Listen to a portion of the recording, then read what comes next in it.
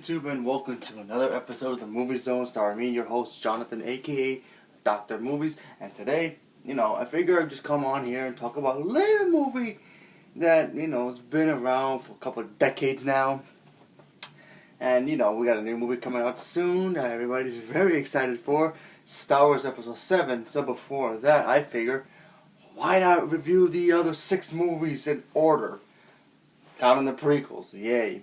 So I'm going to talk about Episode 1, The Phantom Menace. Now this movie came out in 1999 and it was directed by George Lucas himself. That's right, he did not direct the original Star Wars, he was just there, he had other directors doing it, so I figure talk about this movie. Starting with the first one that started it all, the origins of Darth Vader. So in this movie, simple story plot, you have the Jedi, you have something called before the Empire, before any of that started, you had that Beta Federation, and they had their droid armies and all this and that, and then you have a certain queen named Queen Amidala, who's basically ruled her own planet, and you have the Trade Federation. They want to have war. They want her to sign a treaty that allows them to have a war because they have a treaty saying that they can't have wars, they can't get mixed involved, this and this. So they want to either A, make her sign it, or B, kill her. So that way they can all go to war and battle for complete control over the galaxy. So what does she do? She gets the help of 2 Jedis, one played by the man himself from Taken. You have Qui-Gon Jinn, and of course you have a young and Padawan version of Obi-Wan Kenobi. Now, when this movie came out, I was young, so I really, didn't really care if a movie was good or bad. If I liked it, I liked it. And back then, I thought that movie was awesome. As I got older, I got a little wiser, and then I realized it's not that good. Not that good at all, and for a couple of reasons. There are moments in this movie, well, I'll save the worst parts for last, but there are moments in this movie where I liked the fact that it was 1999, so the visual effects were a lot better than what the visual effects were from the original Star Wars. Even though you watch those movies now, the original Star Wars, Episode 4, 5, and 6, those effects are perfect. They still are great. And in this one, you know what? The technology back then was really advanced for what it was back in those days. It was almost a new millennium, and what we had computers. We didn't have the real technology what we have today, but back then it worked. The planets worked, the characters, the CGI, and wasn't as cheesy as some of the CGI they use now in certain movies. I mean, they had creatures that actually looked real, and then they had creatures that looked, if you watch it now, the creatures now look kind of outdated, but you know what, it still worked for that, but you know what, I still enjoyed it for what it was. Visually, it's still beautiful, but there are a lot of problems about this movie, but I'll get to that in a moment.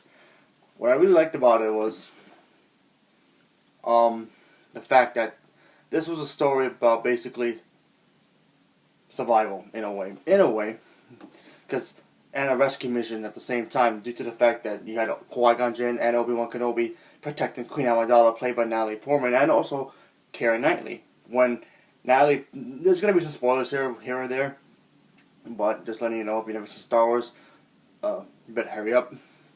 So, in the movie, Queen Amidala, she's in her throne doing her thing, and then when it's time for her to leave, she pretends that she's one of her, her assistants.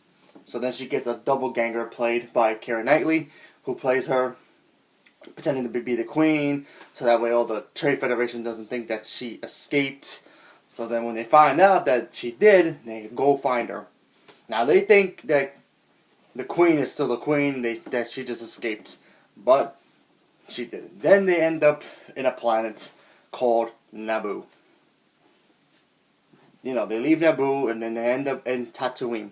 Now, Tatooine is also the planet that Luke Skywalker's from. But before that, this is years before that. centuries even, you have the home of Anakin Skywalker, aka Darth Vader.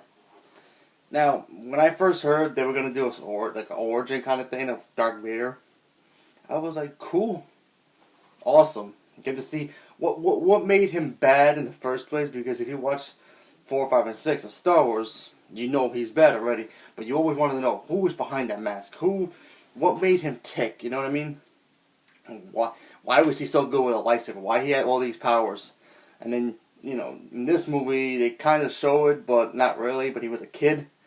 And Qui-Gon Jinn in the movie, he realizes that he's no ordinary boy. He feels like he knows the Force, but Anakin doesn't know it. So he decides like, oh, I gotta somehow save this kid, because Tatooine is a slavery planet controlled by the Hutts. So he was a slave in a way, So basically, Qui-Gon was like, oh, we gotta save him. I can feel something in him. He might be the chosen one that they all predict. All the Jedi's predict in the history. They predict a certain Jedi or whoever that will bring balance to the Force and destroy the dark side. So was it him? Who knows? But you'll find out. If you've never seen this movie, you will find out. So the kid they got in the movie, I can't pronounce his name properly, but he was okay, and wasn't great. I mean, back then he was cool, but he made sense, because he was smart, he knew how to fly, ships, he was like a pilot, just like Luke was, he was an inventor, he knows how to do things, he created C-3PO, which I never understood that. As a kid, I understood it. I was like, okay, so that's how C-3PO comes into the world. But now I watch, I'm like, okay, why is this happening? Because there's still a lot of questions from episode 4 through 6 that I have questions, that I still have questions myself about why this and that happened. And, some of the times in episode 1 didn't really explain it, but what can you do? So basically, he was that. Another scene I liked was where there's like a NASCAR race, but they call it pod racing. So they race, try to win money, so that way, you don't have to be poor as much. So he was basically racing for his freedom, in a way. Qui-Gon Jinn betted, oh yeah, if he wins, he gets to be free. We need the parts for our ship just to get out of here, because we need to protect the Queen. So he makes a deal to try to get his freedom. And if he lost, he wouldn't have lost the ship and everything else, and he would have been stranded in Tatooine. So, moving on a little bit more. Then they meet Darth Maul. Now, I'm going to get to negatives about him, but let me explain about him now. He was basically the Padawan of the apprentice of the Emperor. Now, we didn't know who the Emperor was. All we saw was like a hologram of him, so we didn't really know who he was. If you watch the original Star Wars trilogy, the Emperor is basically the leader of the Empire. He's all powerful. He's the master of Darth Vader. But before Darth Vader was even created, he had other apprentices, aka Darth Maul. Now Darth Maul was this big guy, all red, horns, 2 lightsabers. He was cool. I think he was one of the coolest things in this movie that I can say, besides Qui-Gon and Obi-Wan. But they kind of did some things with him that I wish they could have made him bigger, but I'll get to that in my negatives. But yeah, overall, he was awesome. And also about this movie I really liked was the fact that they had characters that worked in this movie. Like, for example, there was one character, he was best friends with basically all the Jedi. And you do see the Jedi in this movie, but they hardly do. You see Samuel Jackson, you see Yoda, and then Yoda, I'll get to a moment. He's part of my negative in this movie, but yeah. So then now let me get to my negatives, because there's a lot of them here. I don't even know how to begin this. I'm going to start with one, Jar Jar Binks. Now, A lot of people, now, if you don't know who Jar Jar Binks is this character that Qui-Gon and Obi-Wan meet in the beginning of the movie, and he's kind of this weird, tall, alien, dopey character. And it was just annoying. I couldn't stand him. I mean, back then, I really liked him as a character. He was funny, he was quirky, he was a geek, in a way, of the Star Wars world. But as I got older, I watched him again, he's just annoying. I'm like, oh my god, he doesn't shut up. He just was one of those characters that you have to kill. Like, if you ever watch The Family Matters from, Steve Urkel and all that stuff, you know how Steve Urkel was annoying to that family, and I always wonder why they don't just get rid of him, like, send him to another country or something.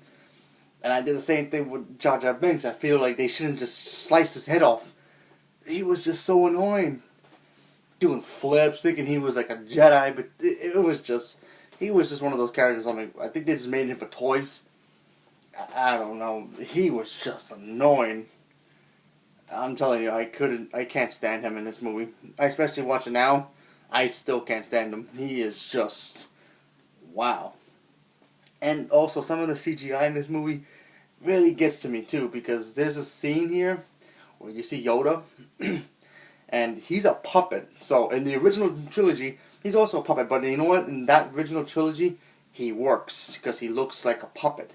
This one, they try to mix him with puppetry and animation and CGI. He didn't look like himself. He looked so weird, Yoda. It was just wow. But I preferred if they would have made him CGI or really grab the Yoda from the original movies to this one and retouch it a little bit, but. I don't know what they did with him in this one because he was just horrible. Just bad. I just really couldn't understand that. Another thing I didn't really like was the chemistry between Princess Leia. Wow. Padme and Anakin. Now Anakin was a kid, so he must have been like 8, 9.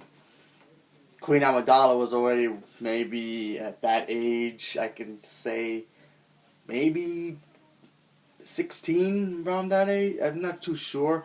I know Natalie Portman was a lot older than that in that movie, but it just didn't work. I mean, she was fine in the movie, but I didn't buy it. I did not buy the fact that they're gonna be together and, make Luke and Leia. I just didn't buy it. I mean, I wish they couldn't have cast a little bit older kid to play opposite her, because if you watch the movie, it just feels too creepy. Like, how is this little kid gonna hook up with her? You know what I mean? It just didn't work. Then when I get to episode 2, then it gets really scary. But I'll talk about that in my next video.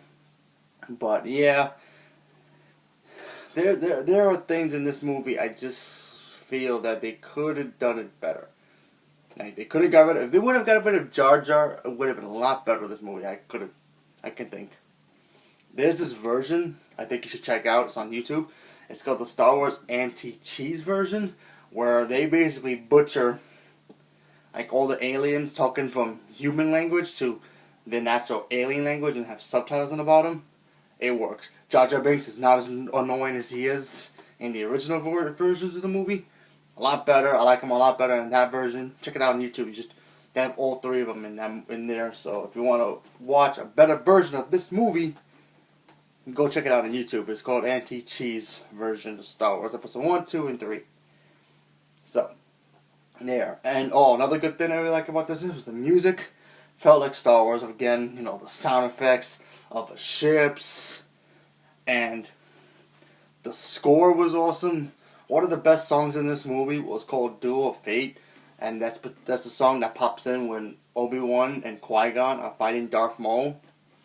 And I really like that scene. That's the first time you see a really big fight in a Star Wars movie. Because in the original Star Wars movie, they had lightsaber fights, but usually they just go 1, 2, 3, 4. It's like that, They didn't really have too much motion to it. And this one, they were all over the place, jumping off ceilings, and it was crazy, And Darth Maul had a cool lightsaber. He had 2 blades, and, 2 of them.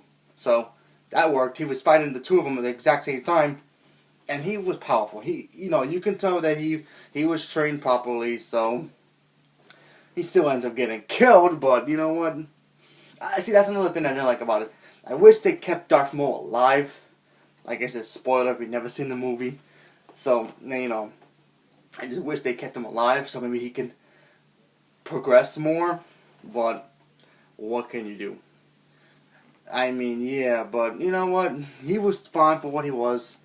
And then, you know, Qui-Gon dies, and it was just whatever.